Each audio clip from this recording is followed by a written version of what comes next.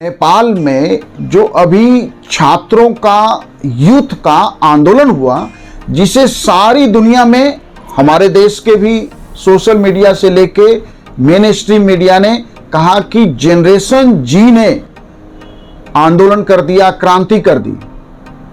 यह बात स्पष्ट रूप से समझने की है कि दुनिया की हर क्रांति, दुनिया का हर आंदोलन, वो चाहे बांग्लादेश में था, चाहे वो श्रीलंका में था, या वो ट्यूनेशिया में हुआ, या इजिप्ट में हुआ, या कर्नल गद्दाफी को लीबिया में हटाया, हर समय सामाजिक बदलाव के लिए जो क्लास आगे आता है वो जनरेशन जी ही है। जब भारत में 1975 में इमरजेंसी लगी तो उस आंदोलन को भी उसका लीडरशिप निश्चित रूप से जेपी और उनके साथियों के पास था, लेकिन उस आंदोलन की शक्ति और ऊर्जा कौन थे? तो उस समय भी जनरेशन जी ही था। अब उस जनरेशन को नाम कुछ और दिया गया। तो हर देश में, हर समाज में, हर समुदाय में जो बदलाव है, जो क्रांति है, आंदोलन है, वह जनरेशन जी के कंधों पे ही होता है। वह जब जागरूक होकर सड़कों पे आ जाता है तो सामाजिक बदलाव की दिशा में देश और समाज आगे बढ़ता है। अब सवाल है कि वो ट्यूनेशिया का आंदोलन हो, वो इजिप्ट का हो, वो लीबिया का हो, वो बांग्लादेश का हो, वो श्रीलंका का हो, क्या जो बदलाव के लिए कीमत चुकाई वहां के यूथ ने, क्या उन देशों का, उन समाजों का बदलाव हुआ?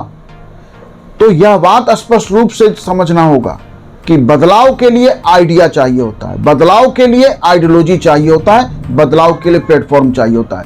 किसी एक मुद्दे पे नेपाल में कि जैसे सोशल मीडिया पे प्रतिबंध लगाया गया और जो गुबार था, जो भ्रष्टाचार से और अन्य उस देश की आंतरिक समस्याओं के कारण, वह जो है जनरेशन कहा गया कि वो खाली हो गया, क्योंकि वो अपना समय सोशल मीडिया पे बिताता था। वो घरों से बाहर निकल गए और पूरे देश में जैसे लगा क्रांति हो गई। और पहली बार इतनी बड़ी स्तर पे हिंसा हुई जहां संसद भवन को भी नहीं छोड़ा गया, Rashtrapati Bhavan, supreme court building को नुकसान पहुंचाया गया, बहुत सारे महत्वपूर्ण पब्लिक प्लेसेज को आग के हवाले कर दिया गया। इस तरह से बांग्लादेश में भी हमने देखा कि जब प्रधानमंत्री निवास में लूटमार की गई और प्रधानमंत्री शेख हसीना के जो निजी वस्त्र हैं उनका जिस तरह से वीडियो बनाया गया, फोटोज खींचे गए, वो तो शर्मसार करने वाला था मानवता के लिए। तो ऐसा करता क्यों है यूथ? क्योंकि यूथ के अंदर असीमित ऊर्जा है, असीमित एनर्जी है। यूथ एज में ही महात्मा बुद्ध आते हैं। उसी एज में जो जितने बड़े क्रांति हुए, जितने बड़े इस देश को, दुनिया को नायक मिले, हीरोज मिले, वो सब यूथ एज में ही बदलाव की दिशा में अपना पहला स्टेप बुद्ध ने भी यूथ एज में ही उठाया था।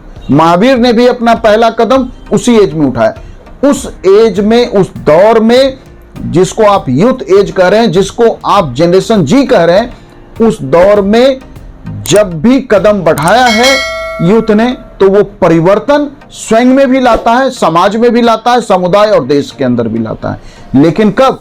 जब बुद्ध परिवर्तन के लिए निकले तो उनके पास एक आइडिया था, एक आइडियोलॉजी था, एक प्लेटफॉर्म था, वो निश्चित एक एजेंडा लेके निकले थे। जब यूथ लेनिन के नेतृत्व में रूस में 1917 में निकला तो एक आइडिया था समाजवाद का, रेवोल्यूशन का, कम्युनिज्म का, एक आइडियोलॉजी था, एक प्लेटफॉर्म था।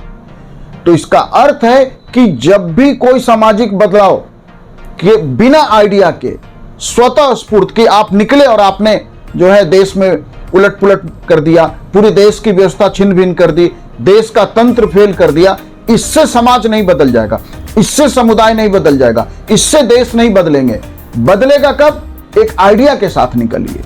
और आइडिया के लिए लंबी तैयारी चाहिए होता है। आइडिया ऐसे नहीं बनते, क्योंकि जब आप कोई आइडिया लेके आते हैं उस आइडिया के लिए टीम बनानी पड़ती है, और जब वो एक टीम की आइडियोलॉजी बनेगी, वो आइडिया फिर आइडियोलॉजी में कन्वर्ट होगा।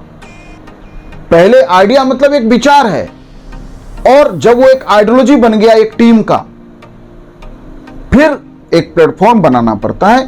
और जब उस प्लेटफॉर्म के बाद आप सामाजिक परिवर्तन के लिए, देश में व्यवस्था परिवर्तन के लिए, क्रांति के लिए, आंदोलन के लिए आप जब काम करते हैं तो वो सफलता लेके आता है। भारत में जेपी आंदोलन क्यों असफल हुआ? गुजरात में छात्रों का आंदोलन, बिहार पहुंचता है, जेपी आते हैं, जेपी लीडरशिप संभालते हैं, जेपी के साथ छात्रों का पूरा हुजूम आ जाता है विश्वविद्यालयों के कैंपस से बाहर, और उन छात्रों को एक आइडिया, एक आइडियोलॉजी भी था जयप्रकाश नारायण के पास, प्लेटफॉर्म भी देने की कोशिश की, लेकिन वह उसके लिए तैयारी नहीं थी। मतलब कि आंदोलन के बीच ही एक आइडियोलॉजी और एक प्लेटफॉर्म बना, इसलिए फेल हो गया।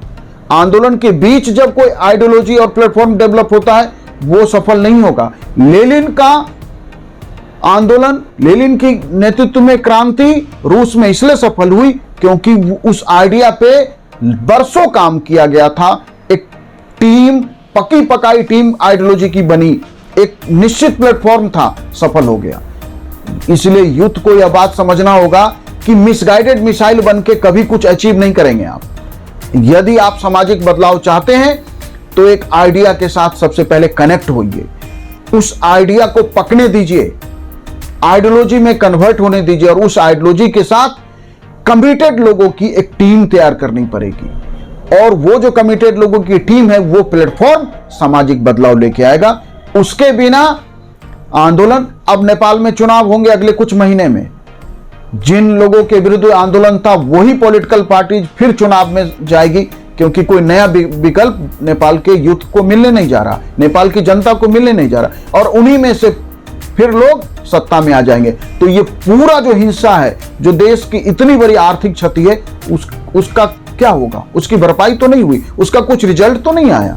रिजल्ट चाहिए तो प्लान के साथ आइए, रिजल्ट चाहिए आइडियोलॉजी के साथ आइए, रिजल्ट चाहिए एक प्लेटफॉर्म बनाइए। वो पॉलिटिकल प्लेटफॉर्म बनाना पड़ेगा, क्योंकि यदि राजनीतिक बदलाव के लिए आप आंदोलन करना चाहते हैं तो वह आंदोलन पॉलिटिकल प्लेटफॉर्म से होगा। सोशल प्लेटफॉर्म से देश और समाज को नहीं बदला जा सकता है। सोशल प्लेटफॉर्म से महात्मा बुद्ध पैदा होते हैं, महावीर पैदा होते हैं, ऐसे लोग आते हैं, सुकरात आते हैं।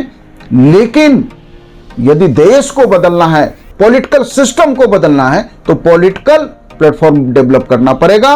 कमिटेड लोगों की एक पॉलिटिकल प्लेटफॉर्म बना के ही आप ऐसा बदलाव ला सकते हैं। Thank you.